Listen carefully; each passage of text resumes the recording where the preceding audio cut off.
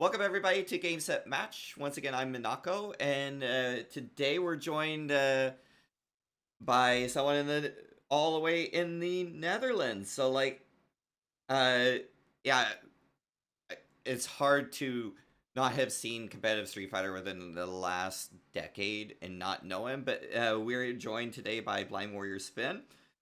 He is a 39-year-old streamer and content creator from the Netherlands, and he was 6 years old and had a brain tumor that crushed his optic nerves and caused him to go completely blind.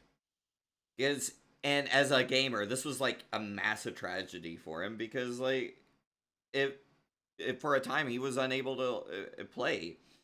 But thankfully, games like Street Fighter 2 had audio cues which allowed him to keep playing video games and changed his life. He burst onto the scene in 2017 in Street Fighter 5, playing different top players and even playing people on stream at tournaments and winning. So he was able to play multiple CPT events. He won a match on stage at EVO 2023 in Street Fighter 6, and it went viral even outside the FGC. He still streams regularly on Twitch and YouTube, and he was the first blind person to actually become a Twitch partner. So, Sven, thank you so much for joining us today. Thank you very much for having me. Yeah, I you've been on my radar for 8 years, and it's just so being able to see your gameplay and then get to know you a bit is just exciting for me. Huh. Now I'm very happy to be here, and it's an honor to be introduced like that. And I hope this is going to be a great podcast. Yeah, it was amazing because I heard about you. Like one of my friends played you on stream in Germany and in a tournament. So I already knew about you. I was familiar with you, and I've been in your streams. And then when we started our monthlies, our producer for Game Set Match, Mr. Joe 94, was also your content creator. So it was just only a couple of degrees of separation from us. So it was really cool to find that out. Now I'm always how do you say that? When people are contacting me, I will always try to do my best to cooperate with their requests. So even if Joey was not my content manager, yeah, you were always welcome to reach out to me and ask me to join the podcast or anything. But I'm glad to be here, and Joey is a great guy. I just wanted to say. Oh, absolutely. Joey's been we met him last year at another tournament, and then we decided we were going to start monthlies, and he has been the most excited about the monthlies since we started. So it was just great getting to know him and meeting him, and then having him in the scene has just been incredible. Good to know. Yeah. Okay, so we're gonna jump right into our first segment, which is the setup. And normally we would have Sven completing the bingo card like we always do, but we're gonna do it a little differently because Sven does have a amazing talent in that he can commentate matches. So we wanted to see Sven do this. So Joey's queued up a match for him to watch, and he's gonna commentate. How do you feel about doing this? It's great. I like to do it, and let's see how this is going today. All right, excellent. So there we go with this Street Fighter 6 match, and I'm curious who are going to fight. We have a Ken here on the left, I am the prize. and a Mai here on the right. So sweet. Okay, round one, let's go. Okay, the Ken here from Mai. Drive rush, the overhead, but blocked by Ken. Ken trying to punish that, but doesn't work. And nice combo here, drive rush, the dash, and the target combo into the run cancel Tatsu. The grab here, Mai in the corner. The nice anti-air. Mai was trying to jump forward and Ken was there with the anti-air. Ooh, the jumping medium punch. Air Tatsu and heavy DP. The tech here on the throw. And this is gonna be the round. Almost. Nice combo. Yeah, this is so amazing, that loop there. I hate it when I'm stuck in there. Nice gameplay here from Ken. Out of my Almost way. perfect. Round 2. Round 2.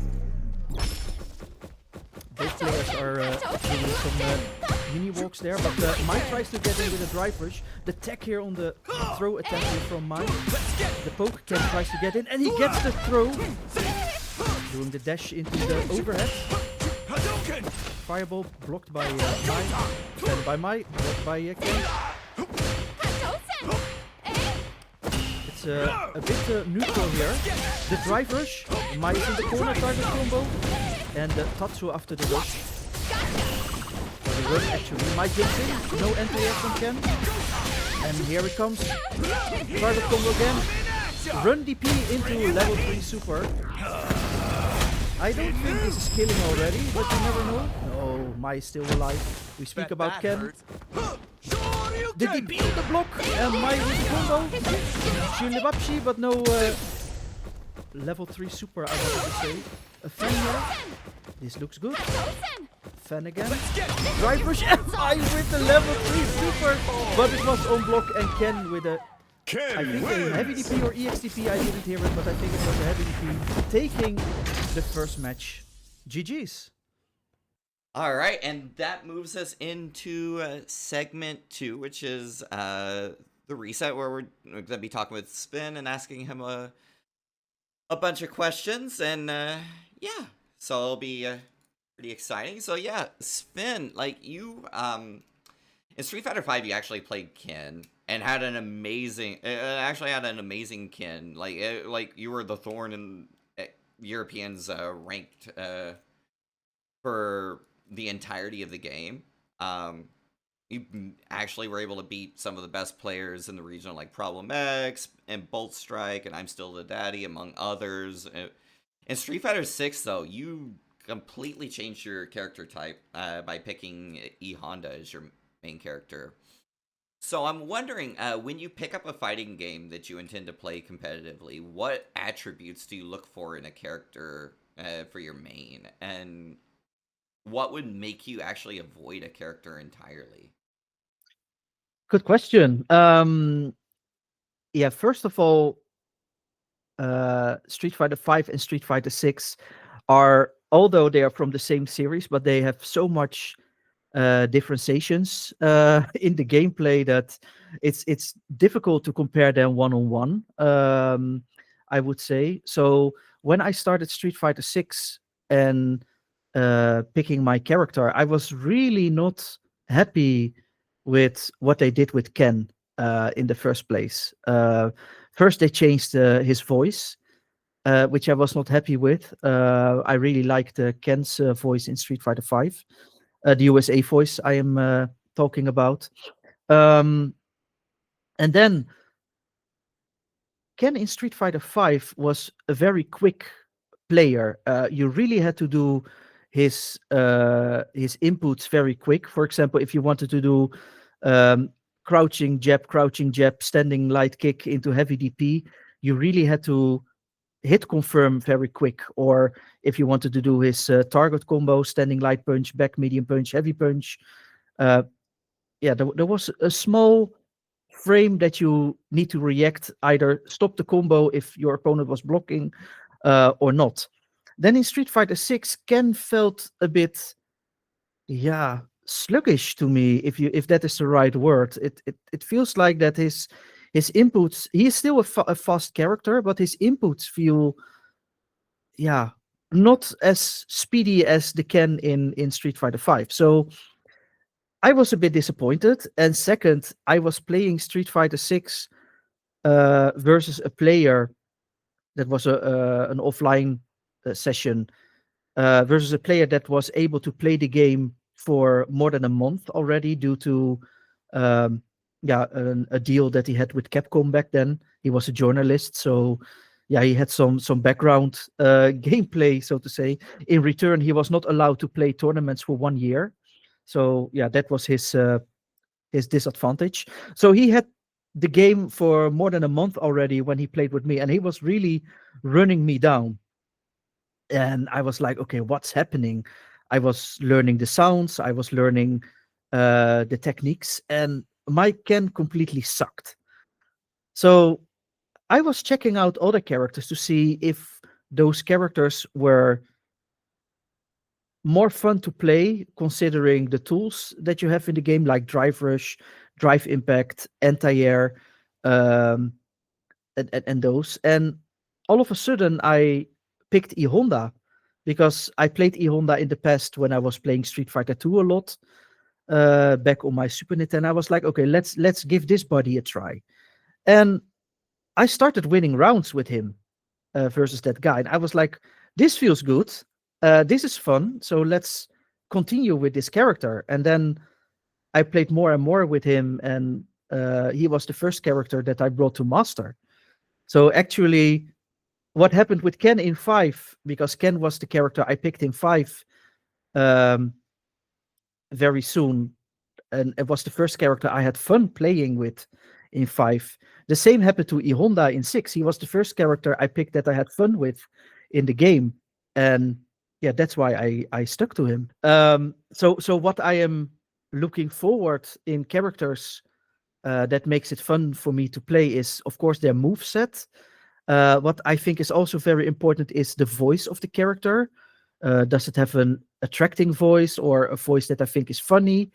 Um, I am also somehow interested in the personality of a character. I am not that kind of guy that always want to play the good guys or the evil guys. Although I am more leaning towards the good guys than the evil guys in a game. Um, yeah, and what I also think I like in a character if they have a certain move that I can use to get close to my opponent without having too much risks. Hmm. So, for example, um, in Street Fighter 5, you had Ken when he was in V Trigger 1 mode. You could do his heavy tatsu, right? And you could get close to your opponent, and if they block it, you were -2. So you had some nice 50-50 there. The same with E Honda. If you do a headbutt, you are -4 or -3, sorry. So they cannot punish you, and you are still able to, yeah, get close to your opponent.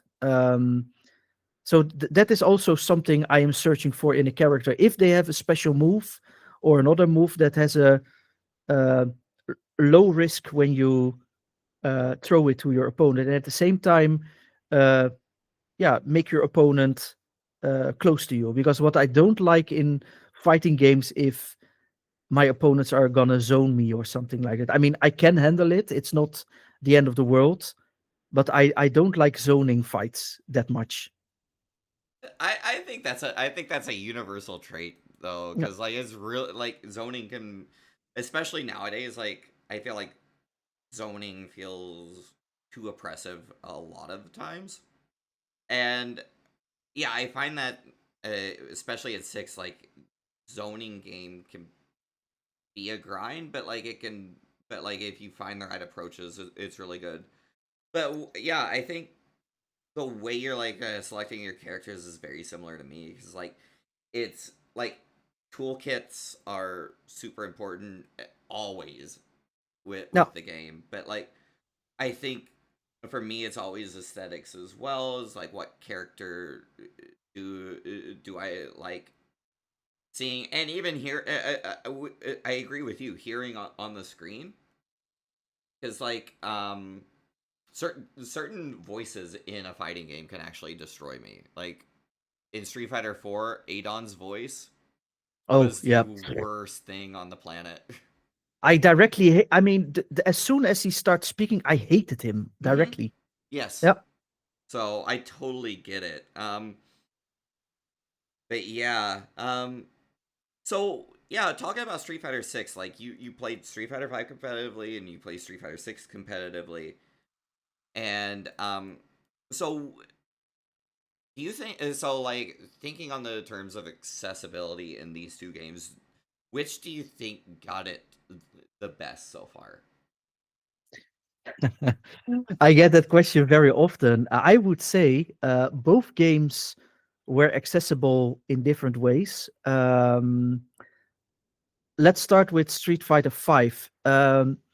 Personally, I think the sound effects themselves, so not accessibility wise or something, but just the sound, how it sounds. Street Fighter V gives me more fun. It feels more like when you give somebody a crush counter that you really got Mm-hmm. a sound effect like that somebody was being hit by a lantern post or something like that. Um, the sound of hits, the knockdowns, the jumps. Um, it, it it was more colorful for me. Maybe that is the way to describe it. I mean, we are talking about sounds, but sounds for me also have some kind of color. Maybe Mm-hmm. other people have that too. For example, if you listen to music or if you listen to a voice or something, it can give you a color when Mm-hmm. you listen to it with your eyes closed. And Street Fighter Five sounded more colorful, more playful. Than Street Fighter 6. Street Fighter 6 sounds a bit more darker, a bit more, yeah. I don't know. It's a bit darker sound wise. But when it comes to accessibility, I think Street Fighter 6 has way more options um, that you can set. For example, in Street Fighter 5, it was not possible to filter out background noise. So if you played on Air Force Base, every time uh, an aircraft went over, or every time when that, yeah, was it a jeep or a tank or anything that was driving and then start shooting, or every box that you landed on that exploded, yeah, was a lot of noise during a fight. Mm-hmm. In Street Fighter 6, you can turn them completely off. And Ooh.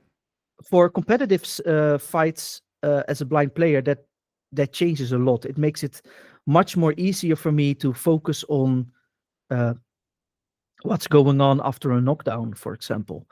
Um, what is also very nice in Street Fighter 6 is that they make it possible to differentiate the volume of certain aspects of the game.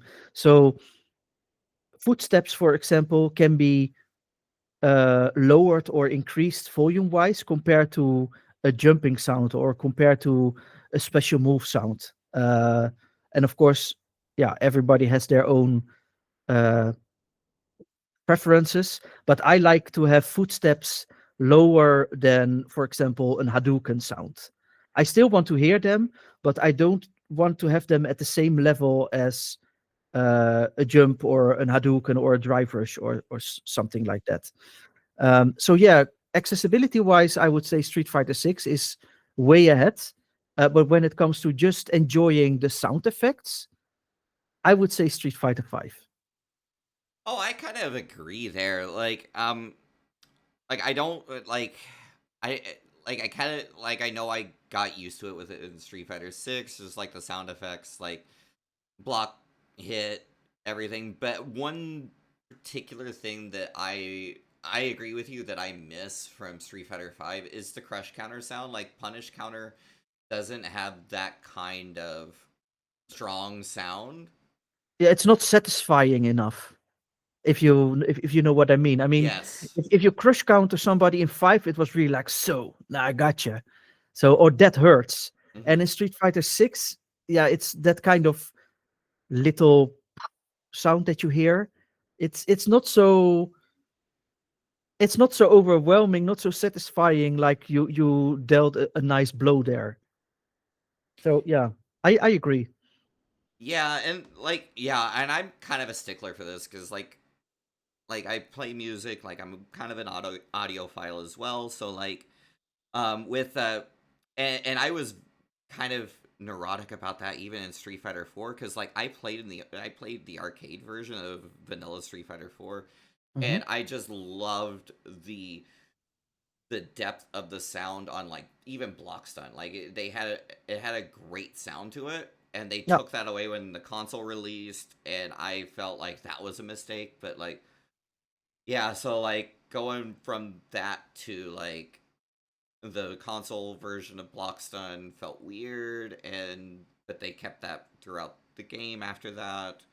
So you just got used to it. But yeah, like with Street Fighter 5, like the brush counter sound, you did damage versus like punish counter. Like it differentiates between like normal hit stun or counter hit stun, but like it Yeah, isn't you have as three levels, so to say. You have yeah normal hit, you have counter hit, and punish counter yeah, sound. Yeah. but it isn't as impactful. No, indeed. Of course, it does impact, Hmm. but sound-wise, it's less satisfying to give somebody a punish counter, except the drive impact punish counter. That one is really like, yeah. Yes, But totally. that is also visually wise, uh, more satisfying, I guess, because there was a lot of lights and such coming into screen, if I remember correct. Um, Yes. but the problem with Street Fighter 6 when it comes to the sound effects is that they try to make it more realistic. For example, if you listen careful to Luke's level 3 super, the blows he deals there, it sounds really like that he is hitting somebody, uh yeah, like how it would sound if in reality somebody is hitting you, uh yeah, the sound of a blow to your flesh, so to say. Yes. And that is what I don't like, for example, in Mortal Kombat a lot, that you so much hear the gore and the realistic blow sound, that I'm like, yeah, it sounds a bit creepy, so to say. And what I think in Street Fighter is, of course, they are no uh, fantasy creatures like in Killer Instinct or Hmm. something like that. They are, after all, humans, except Nikeli and Blanca, maybe. Uh, but it was still having some bit of uh, anime sound in the fights. Not too much. It was not like a Dragon Ball Z Yeah. uh, uh, fighting sound, but it was also not like you were watching a movie, so to say. And in Street Fighter 6, it feels like they want to close the gap between uh, anime sound and real sound, so to say. Yeah, it's And that realism. I agree. Like, because like visually, even this is the most realistic Street Fighter I've ever seen. Like, I'm with you in that it's always been more exaggerated and cartoonish in the Street Fighter series. no, Like, even Street Fighter 4 felt more, still felt cartoonish. Like Street Fighter 5 as well, even as it got more realistic in the graphics, still felt that like cartoony feel of like Street Fighter, and then this one kind of like went more towards hyper realism. So I totally agree. yeah, and what I also want to add is that if you put Street Fighter 6 and 5 together, next to each other, I mean, sound wise, Street Fighter 5 also sounds more crispier. If I So I don't know if that is because of a different way of recording the audio cues, or the engine they are using in the game. I don't know, but um, yeah, volume wise and quality wise, there is more crisp in Street Fighter 5, so to Hmm. say. Oh yeah, yeah. I can like I can totally agree there. I think there's a bit of disconnect between like the sound department this time and the sound department, years ago as Yeah. well. So, yeah, but it does seem like Street Fighter 6 is doing a lot right in terms of like helping like people that are visually impaired, like you said, like being able to separate like audio tracks Yes. beyond just like I can remove the music, it is a great step forward. But do you think Yeah. there's things that they could do that could improve that? Yeah. Just a small joke. I'm so happy that in Street Fighter 6 there is still the option to remove the music. Because if you ask me, I'm really not a fan of the soundtrack of Street Fighter 6. So yeah, That is the rallying cry on Twitter as it is. yeah. I mean, I know people that are really like, you are crazy. Why don't you like the Street Fighter 6 music? And I'm like, oh man, I really want them to put back the Street Fighter tune, so to say. Mhm. That if you fight Ryu, that you know it's Ryu, and that it's not some kind of random uh hip hop uh theme. But okay. That said, so um I don't know what to say. Can you repeat the question again? Yeah. Sorry. What do you think that like Capcom could do to like make Street Fighter 6 more accessible Oh going yeah, of forward? course. Now, what I think they really should do when it comes to accessibility for blind people is include a screen reader in the game, which means that when you navigate through the game, that speech is telling you, okay, you are now on fighting grounds, you are now on um, options, you now go to CFN, um, or if you win a battle, that it says continue to match or go to training mode or quit or stuff like that. Um, I think another thing they should improve, and that is also very important, and that is also a difference between Street Fighter 6 and 5. Street Fighter 6 has a lot of movements in the game, in a battle, in a fight, where the audio cue starts a few frames after the actual animation on screen starts. And you can easily test that yourself because in Street Fighter 6, there is a mode that you can slow down the game. Like in training mode and Hmm. such, that you yeah, slow down the animation.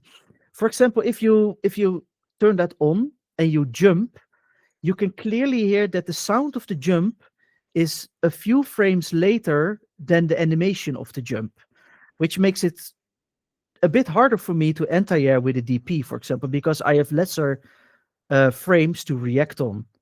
Um, the same goes for certain special moves. There are special moves like Ken's Hadouken that the moment he says Hadouken is already a few frames later than that you see his animation starting, which is quite annoying because I react on sound.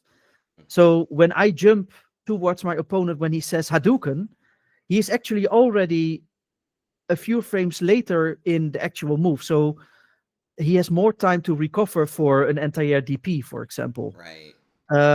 Now, there are a couple of more of those um, examples in the game, which is quite annoying on a high level. And that was way better in Street Fighter 5. So that is something that Capcom should, yeah, really fix, if you ask me. So we have screen reader, we have those audio cues more synced with the animation, so to say. And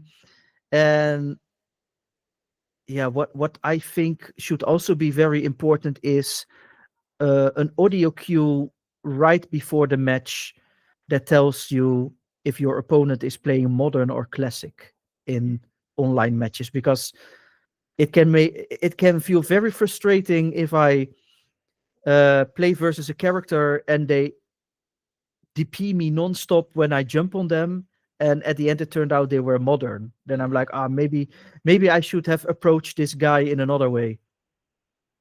But yeah, if I don't knew it, then yeah, Yeah. it's it's harder to adapt, so to say. Yeah, that's true. And I think that's very pivotal, especially since modern has become a massive option in that I know that I have to adjust my play if I see someone pick modern, but yeah, for someone to completely be oblivious to whether they're on modern or not until like they're getting like perfect anti-airs every time, it's really hard to adjust after you've already started the match, right? Yeah, and it is also quite confusing because sometimes I am when I'm streaming, then I asked my chat, "Hey, is this look a modern? Because it feels like that." Hmm. And then one of my viewers says, "No, they are classic," and I'm like, "What the fuck? How is this Yeah. possible?" And then the next time I play versus a modern, and I'm like, "Okay, well, yeah, maybe this is not a modern." So because I still don't know it at the time, but they still anti-air me very good. And then when they are burned out and they are in the corner and I do a drive impact, then they counter that with a super. And I'm like, a classic guy should probably not have the time to do it either. Yeah, or they would guess it, of course. Hmm. And then it turned out it was indeed a modern player, which I would not have done the drive impact there because I know on that level that I'm playing, modern players are very good in pressing one button to counter your stunning drive impact in the corner. Yeah, that's true. Yeah. So yeah, so it sounds like there's a lot that they're doing right, but like with certain with like screen reader capabilities, like that could actually really push a lot more to the top of accessibility because like Yeah. you're because like some of this is like you're dealing with like a lot less information than a visual person could know from the Yes. top. I mean, what I am now doing is I memorize most menus that I am used a lot. Like I am able to go to rank, I am able to create a lobby and set some of the settings. I am able to invite people to the lobby or to go to a lobby myself if somebody invites me. I'm able to adjust most of the audio settings myself. I am able to switch character. I am able to switch between uh, classic and modern if I want. I'm able to go to combo trials and do all that stuff. But there is a limit of what you can memorize in the game Hmm. in all the menus. I mean, if you ask me, can you search for a replay? Uh, I have no idea how to do that. Or can you invite somebody to your friend list? Or can you turn on or off commentators in a match? Yeah, I don't know. Or can you just browse the list of the top E-Honda players? Let's say that I'm an E-Honda player and I want to check out the best E-Honda player in the world, how he plays or who it is at all. I have no clue. I Yeah, cannot do that. that's true. And then, yeah, just thinking off the top of my head is like if you wanted to like share a replay with somebody and you played a match like 15 matches ago and you Yeah, just got off stream, are you going to remember when that match was? So it's really hard to like scroll down to find that match indeed. Yes. without screen readers involved. Yeah. Or when you are in training mode. I mean, I am able to control the dummy a bit. So I'm able to, for example, let it crouch or jump or stand normal. I'm able to set its blocking options or that it is in punish counter or those things. But I'm not able to record.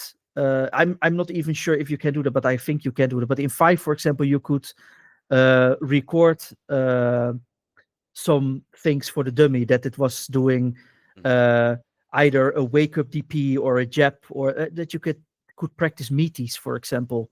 I don't know how to do that in Street Fighter 6 because there are so many options in training mode and I cannot memorize them all. Yeah, it's massive in Street Fighter 6. I mean, it is possible, but like you said, like I mean, and I think it's great that they have added so many options because it does help improve the gameplay of Yeah. players. But if it's not helping everybody, then it's a double-edged sword because there's ways that you could allow it to help everybody, but you haven't. Yeah, for example, if I want to punish, let's say that you are a beginner or nou ja, or me. Let's say that I want to find the best way to punish an EXTP on my block. Uh, you could probably go to training mode and make the dummy do EXTPs non-stop. I don't know how to do that. So what I do instead is go to training mode, turn on the dummy to CPU mode, and keep blocking. And let's hope all of a sudden the CPU is doing an EXTP on your block, Hmm. which is absolutely not nice if you want to practice something. Yeah, because But it's better than nothing. that does take a long time to get it to do what you want it to do. Yeah. I remember having to do that in Street Fighter 4, and because their yeah training mode was not that great Hmm. back then, but like it does. It takes a while to get what you want it to do. Yeah. Yep. So So yeah, there is still a lot to improve. Although I am happy that Capcom did so far what they did, but yeah, there is still a lot more they can do.